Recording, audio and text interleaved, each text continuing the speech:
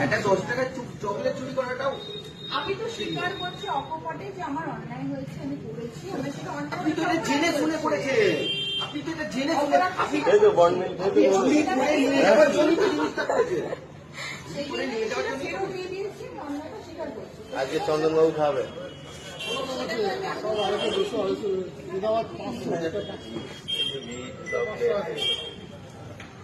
ওইটা উনি বিল করে গেছে, এইটা এই ব্যাগের মধ্যে বেরোনোর সময় ওরা ধরেছে।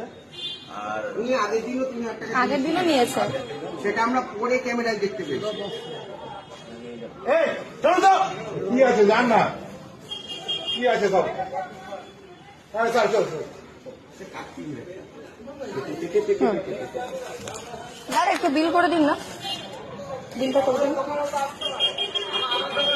আপনার দোকানে আসতে পারে, এখন দেখা যাবে না।